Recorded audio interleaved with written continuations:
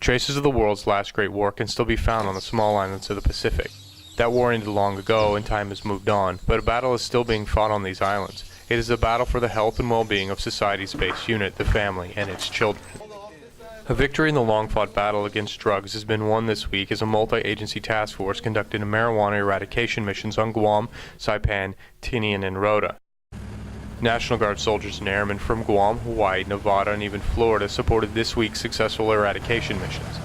Along with the DEA, FBI, OSI, CGSI, Postal Inspector's Office, IRSCI Office, the U.S. Marshal's Office, local law enforcement, and officers from Oahu and Kauai's police departments. This operation provided an opportunity to continue the development of interagency relationships that make successful missions like this possible. The day's mission starts as the ground crews and air crews in separate locations make sure everything is ready. Radios are passed out, helicopters are fueled and flight checked, machetes are issued, and teams are assigned. Soon the helicopters take off and the ground crews load up and roar off to converge on the illicit crop that has been spotted by the eagle eyes of the pilots and their spotters. Go get him, boys! The ground crews are a combination of federal and state law enforcement officers and vehicle drivers and law enforcement liaison officers from the National Guard's Counterdrug Task Force.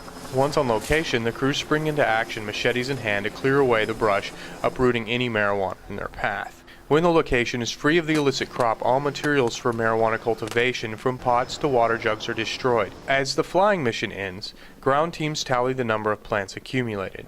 The National Guard support came in many forms. Pilots and aircraft were provided from Hawaii, Nevada, and Florida, while ground crews were manned by soldiers and airmen from the National Guard's Counterdrug Task Force from Guam and Hawaii. Logistical support was masterfully executed by Guam and Hilo's units.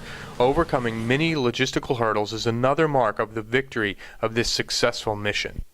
The operations this week offered a yield that outstripped the 2010 eradication mission on Guam and Tinian on the first day. Guam's two-day mission yielded over 800 plants and even over 100 fully mature buds. Saipan's one-day mission brought in over 900 plants, while the missions on Tinian and Rota produced 500 plants. The increase in this year's harvest agrees with a national trend that is showing a sizable increase in marijuana cultivation. This year's record-breaking harvest also showed a growing diversity in the types of marijuana being grown. This is Tech Sergeant Andrew Jackson reporting from Guam.